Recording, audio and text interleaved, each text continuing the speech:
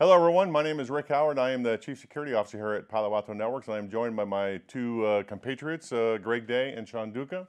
We're here to talk about the aftermath of RSA. It is the annual pilgrimage of all the cybersecurity professionals in the world descend upon San Francisco, and we're going to take a couple minutes and discuss what we thought. So, Sean, we'll start to you. Okay, what are some of the big themes? Okay, that we came out with the RSA conference this year. Look, big themes. I think if you look at the 48,000 plus people that turned up, 48,000. Okay. I think 680 vendors that were across the two expo halls, plus the number of different vendors that were running around town. I think the big themes from a keynote and sort of all the different sessions that took place, definitely around GDPR, compliance. I think from a thematic perspective, or some of those high-level themes, definitely IoT is definitely picking up some steam. Yeah, we were talking about that before, right? Because it doesn't seem to go away and continues to gain in volume, right? Yeah, so it's definitely not sort of disappearing by any means, but I think it's definitely there. Machine learning and artificial intelligence. Yeah. I think we see it out there, but it's not probably the two big buzzwords that we're expecting. Yeah, they weren't flashing signs. Yeah. We have artificial intelligence on all the booths, right? Absolutely. So, yeah. But visibility was the one that I kind of took away from the bulk of the vendors across the two expo halls that everyone was just talking about. You need to see it in order to do something about it. And everybody says they can do it, okay, which is amazing. All right. How about you, Greg? What did you see? So the first thing for me, it was a privilege this year to be on the Hackers and Threats Conference Committee. Oh, that's awesome. Yeah. We had over 700 submissions, so we had to get down to 24. So I've never done as much pre-reading for a conference as I did this year. But, really interesting. I mean, obviously, no great surprise. There was an absolute myriad of ransomware papers. Also very interesting to see some around how kind of cryptocurrency is growing.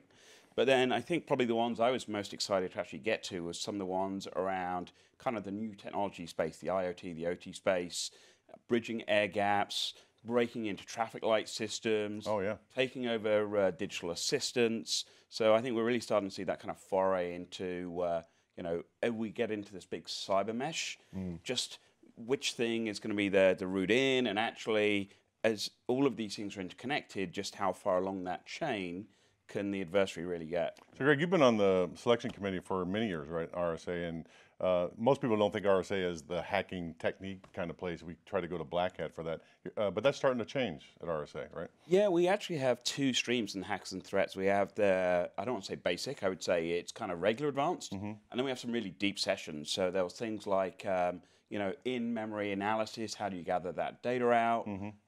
So there were some really deep sessions in there, and I challenge people to go hunt them out, because there's some great things there.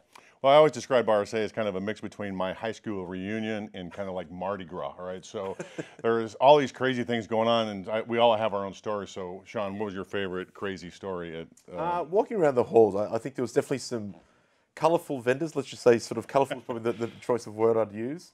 But I saw a vendor that had literally a wall of donuts and people just walking up. I don't know how long the donuts were there. I don't know how sure they were good. Changed, but yeah, it was hard when you think about putting yourself in the customer's shoe, trying to work out how do I make a decision out of the 680 vendors that were there. Yeah, you never know. They don't tell you what they do, right? You have to kind of ask, right? So yeah, it's hard, right? So the donuts, though, I saw the donuts. I did not eat one, though. All right. So I saw, I think, two things that were truly strange this year. One was a stand that had puppies on. I didn't know whether it was like a dog grooming show or actually a security show. Were you supposed to take one? Or? I have no idea. But that was kind of interesting. And then another one that was just offering bottles of fake security. Oh, I love that one. And I have absolutely no idea actually what they were about or what they were trying to do. So it was memorable, but I'm not sure where the follow-up would come. I know it was a bottle that had said snake oil on it, but it had no logo on it, so you didn't know who it was from. Yeah. Okay, I loved it. Now, the other interesting bit for me is my favorite bit of the year is going to the Innovation Sandbox. It's always amazing to see what are the great new thoughts coming out of there. And so I just want to touch on that because what I saw, and I've heard this from a lot of customers, is as we move to the cloud, we keep moving to more and more and more automation. So starting to see things actually right down into that kind of container and kind of micro container level. And then actually the other bit I found really interesting was more and more security solutions in that kind of IoT, OT space, either in the firmware itself or in line. And the latter kind of made me sigh because it's like, are we creating another separate silo yet again? Yep. as opposed to can we not take some of the great capabilities and just transpose them into that space? So it kind of feels like after 30 years, we still necessarily haven't learned all the lessons we could do. Yeah, I think that we are still trying to, point product ourselves to death, and see one more thing in the innovation. And it seems like they try to encourage that kind of thinking, right?